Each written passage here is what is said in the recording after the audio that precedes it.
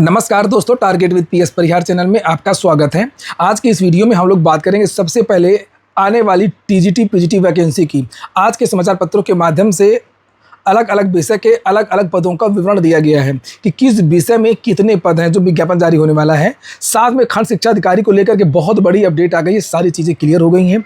TRE 4 में भी अलग अलग विषय का विवरण दिया गया है, किस विषय के जो कितने पद हैं।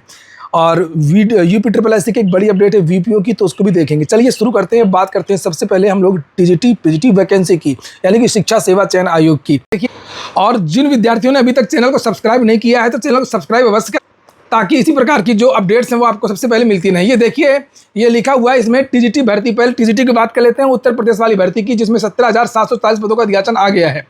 उसके बाद में हम लोग बात करेंगे टीआरई 4 की और यूपी-SSSC की। तो यहाँ पर 2539 पद केवल हिंदी में। इसी तरीके से और भी विषयों के बारे में जानकारी दी गई है। नीचे लिखा है कि अशासकीय सहायता प्राप्त माध्यमिक विद्यालयों के लिए प्रशिक्षित स्नातक शिक्षक एवं प्रवक्ता संवर्ग के रिक्त पदों का विवरण शिक्षा निदेशालय ने उत्तर प्रदेश शिक्षा सेवा चयन आयोग के पोर्टल पर ऑनलाइन भेज दिया है।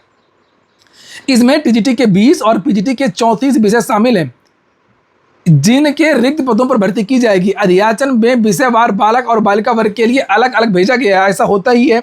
टीजीटी बालक वर्ग में हिंदी विषय में सबसे ज़्यादा 2539 पद हिंदी में हैं। सबसे कम एक पद बांग्ला, फारसी और गुजराती विषय में है। माध्यमिक और उच्च शिक्षा निदेशालय ने शिक्षकों के अलग अलग पदों पर भर्ती करने के लिए ऑनलाइन माध्यम से अधियाचन उत्तर प्रदेश शिक्षा सेवा चयन आयोग को भेजा है। और इसमें टीजीटी के 20 विषयों को मिलाकर के कुल 17,740 पद रिक्त हैं। हिंदी विषय में सर्वाधिक रिक्ति के बाद अंग्रेजी विषय 2340 पद हैं, यानी कि हिंदी के बाद दूसरा नंबर है वो आता है आपका अंग्रेजी विषय का। उसके बाद में तीसरे नंबर पर आता है विज्ञान, 2278 पद हैं। विज्ञान में काफ़ी ज़्यादा पद हैं। सामाजिक विज्ञान में पद हैं 2265। चौथे नंबर पर आता है आपका सोशल। उसके बाद में आता है गणित। गणित में है आपके 2188 पद है। बम्पर पद हैं गणित में भी। और इसके विपरीत लिखा सबसे कम रिक्त पद वाले बांग्ला, फारसी और गुजराती, इनमें एक पद है केवल। नीचे लिखा है इसके बाद सबसे कम पद वाले विषयों में सिलाई में 14 पद हैं, शारीरिक शिक्षा में 16 पद हैं। इसके अलावा पीजीटी के लिए 34 विषयों के अधियाचनों के परीक्षण के बाद में विषयवार भर्ती परीक्षा के लिए विज्ञापन जारी हो। तो देख लो भैया, अगर आप लोग अभी सिलेक्शन नहीं ले पाए तो फिर भूल जाइए। और इतने पदों पर तो पिछली वाली वैकेंसी लगभग आई थी। और जितना एक विषय में पद है, किसी में 2500 पद है, किसी में 2300 पद है, किसी में 2200 पद है। ये देखिए, एक विषय की बात हो रही है यहाँ पर। और सबसे बड़ी बात ये हो रही है कि इस बार पैटर्न में बदलाव भी कर दिया गया। इस बार आपको जीएस भी देखने को मिलेगा और नेगेटिव मार्किंग भी देखने को मिलेगी। तो कट ऑफ बहुत ज़्यादा नहीं जाएगा और जो रटने वाले विद्यार्थी हैं उनका चयन नहीं हो पाएगा। जो पढ़ने वाले विद्यार्थी हैं उनका ही चयन हो पाएगा। जीएस तो सभी विद्यार्थी पढ़ना शुरू करते हैं हर भर्ती में, चाहे वो शिक्षक भर्ती हो या अन्य भर्तियाँ। ये सोच समझ के जो फैसला लिया गया ये बहुत बेहतरीन फैसला है। इससे विद्यार्थियों को बहुत सारा फायदा होगा। एक फ़ायदा तो ये होगा कि उनको जीएस आने लगेगा तो वो यहाँ वहाँ भी ट्राई करेंगी। नहीं तो अभी तक क्या होता था कि केवल अपना सब्जेक्ट पढ़ते रहते थे और वो दूसरी जगह चयन नहीं हो पाता था। दूसरी जगह वो लोग ट्राई नहीं करते थे। वो जानते थे उनको जीएस नहीं आता, उनको केवल इतिहास, भूगोल, संस्कृत आती है। लेकिन अब ऐसा नहीं है। अब सभी भर्तियों में जीएस जोड़ दिया गया, चाहे वो एलटी हो, प्रवक्ता हो, टीजीटी, पीजीटी, असिस्टेंट प्रोफेसर भर्ती हो, और चाहे वो प्राथमिक शिक्षक भर्ती ही क्यों ना हो। और इसमें जीएस का बहुत बड़ा रोल रहेगा भी।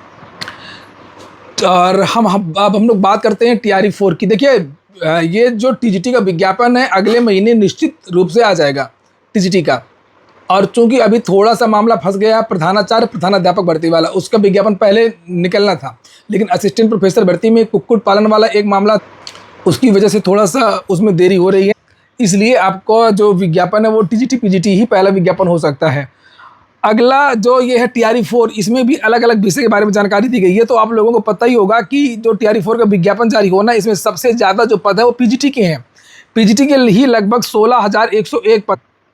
यहाँ पर अलग अलग विवरण लिखा हुआ है, आप लोग देख लीजिए, इसको समझ लीजिए। पीजीटी के पद ये हैं जिसमें सबसे ज़्यादा रसायन विज्ञान के पद हैं, फिर भौतिक विज्ञान के, अंग्रेजी के, फिर वनस्पति विज्ञान के, फिर मनोविज्ञान के, फिर उर्दू, संस्कृत, हिंदी, अंग्रेजी, संगीत, राजनीति शास्त्र और फिर गणित। और यहाँ पर फिर इतिहास, जंतु विज्ञान का दिया हुआ ये पूरा विवरण। आप लोग इसका स्क्रीनशॉट भी ले सकते हैं, कमेंट बॉक्स में बता भी सकते हैं कि आप लोग यहाँ पर आवेदन करेंगे या नहीं करेंगे। जूनियर की वैकेंसी भी आती है बिहार से, वो भी आनी है।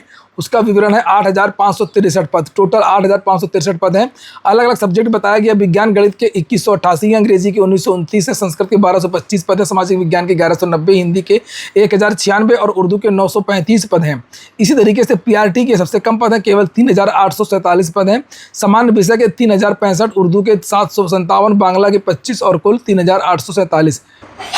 तो अधियाचना तो पहुंच गई है बीपीएससी में और जानकारी भी दी गई है कि इसका विज्ञापन अगस्त के फर्स्ट वीक में 10 अगस्त के आसपास आ सकता है। आज के समाचार पत्रों में एक और बहुत बड़ी अपडेट है और वो अपडेट है खंड शिक्षा अधिकारी को लेकर के 235 पदों पर आ जाएगी खंड शिक्षा अधिकारी भर्ती अगले सप्ताह।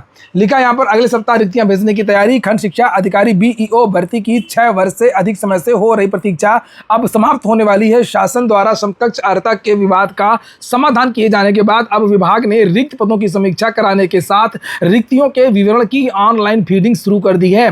अधियाचन पोर्टल पर बीईओ के रिक्त 338 पदों में से 235 पदों पर भर्ती विज्ञापन जारी किए जाने के लिए उत्तर प्रदेश लोक सेवा आयोग को अगले सप्ताह अधियाचन भेजने की योजना पर निदेशालय में कार्य चल रहा है। प्रदेश में खंड शिक्षा अधिकारी के 1031 सृजित पदों में पदोन्नति का कोटा भी है और इस कारण 338 में से 100 देखिए जितने पद रिक्त होते हैं उतने पदों का अधियाचन नहीं भेजा जाता है। हमेशा कम से कम 25% पद हमेशा रोके जाते हैं हर भर्ती में। इमरजेंसी के लिए पता नहीं कौन सी हाई कोर्ट का आदेश आता है, सुप्रीम कोर्ट का आदेश आ जाए। जैसे आपने देखा 69,000 शिक्षक भर्ती में कहा गया कि 8,000 हम और नियुक्तियां करनी पड़ेंगी और वो करेंगे। या मृतक कास्ती का कोई मामला होता, कोई अधिकारी जो है उसकी मृत्यु हो गई तो उसका मुकदमा चलता रहता है तो वो पद रिक्त रहता है, लेकिन मुकदमे के बाद में फिर उनको नियुक्ति प्रदान की जाती है। कोई इस तरीके के बहुत सारे मामले रहते हैं तो हर विभाग जो पदों को रोकता है पूरे पदों पर भर्ती कभी नहीं करवाता है।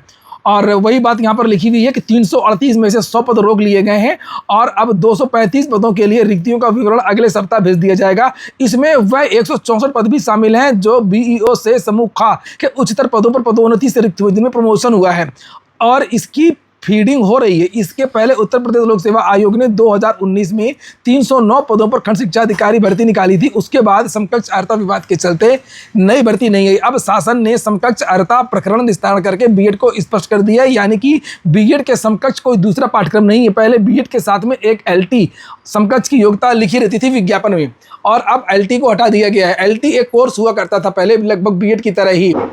अब केवल और केवल इसकी बीएड और स्नातक इसकी योग्यता रहेगी जिसमें भर्ती प्रक्रिया वर्तमान कोई अड़चन नहीं। अब इसमें कोई भी समस्या नहीं है। जानकारी निकल करके आ रही है कि खंड शिक्षा अधिकारी का विज्ञापन अगले महीने लास्ट में या 15 सितंबर के आसपास जब यहाँ पर अधियाचन आ जाएगा तो उसके बाद में लोक सेवा आयोग थोड़ा सा समीक्षा करेगा, उसके बाद में विज्ञापन जारी करेगा। लेकिन उसके पहले हो सकता है कि लोक सेवा आयोग आरओ का विज्ञापन जारी कर दे। आरओ और खंड शिक्षा अधिकारी दोनों भर्तियां आगे पीछे जारी होंगी अगस्त के लास्ट में या 15 सितंबर के आसपास। अगस्त या सितंबर में दोनों भर्तियां आ जाएंगी और आप लोगों का इंतजार समाप्त होगा। आप लोगों को फिर से बता दूं कि आप लोग ये वीडियो को लाइक नहीं करते, उस हिसाब से जिस हिसाब से वीडियो लोग देखते हैं आप लोग लाइक कर दिया करें और ज़्यादा से ज़्यादा वीडियो को शेयर भी किया।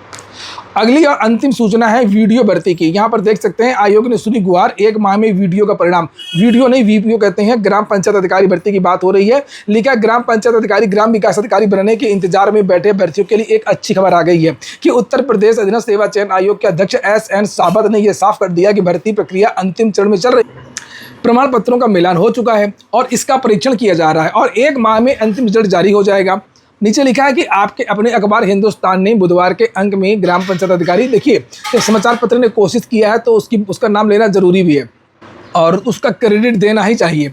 आगे लिखा है यहाँ पर पंचायत अधिकारी ग्राम विकास अधिकारी के पद पर भर्ती के लिए हुई परीक्षा का परिणाम न आने की खबर प्रकाशित की थी और अभ्यर्थियों की समस्या उजागर किए जाने के बाद उत्तर प्रदेश अधीनस्थ सेवा चयन आयोग ने हिंदुस्तान में प्रकाशित खबर का संज्ञान लेते हुए 1 महीने में परिणाम घोषित किए जाने की बात कही है। और आयोग के अध्यक्ष ने कहा कि भर्ती की एक पूरी प्रक्रिया होती है जिसके तहत प्रक्रिया पूरी की जाती है। अंतिम रिजल्ट जारी करने से पहले सभी पहलुओं को देखा जाता है। ग्राम विकास अधिकारी के रिक्त पदों को भरने के लिए कट ऑफ जारी करते हुए प्रमाण पत्रों का मिलान कराया जाता है और इस प्रक्रिया की पूरी होने के बाद आयोग के स्तर पर अब प्रमाण पत्रों का परीक्षण किया जा रहा है। इस समय यहाँ पर लिखा भी है क्या था मामला। उत्तर प्रदेश अधीनस्थ सेवा चयन आयोग ने मई 2023 में ग्राम पंचायत अधिकारी, देखिए 3 साल चल रही हैं अभी भर्तियाँ के 1468 पदों का विज्ञापन निकाला था और 27 अप्रैल को इसकी परीक्षा हुई थी। इसका परिणाम 17 अक्टूबर 25 को जारी हुआ था। प्रमाण पत्रों का मिलान कराया गया। प्रमाण पत्रों का मिलान होने के बाद परिणाम अभी तक जारी नहीं हुआ है और इसके लिए आयोग से लेकर के उप मुख्यमंत्री ब्रजेश पाठक के यहाँ तक विद्यार्थी विज्ञापन दे चुके हैं। तो गड़बड़ी तो है ही है। अब कितनी लंबी प्रक्रिया होती है जो चेयरमैन कह रहे हैं कि 3 साल किसी भर्ती में लग जाता है। तो ठीक है दोस्तों, ये हो गया आज का वीडियो आपको अच्छा लगा हो, आपके काम का हो तो लाइक अवश्य कर दें। जिन छात्रों ने चैनल को सब्सक्राइब ना किया हो सब्सक्राइब कर लें। पूरा वीडियो सुनने के लिए बहुत बहुत धन्यवाद।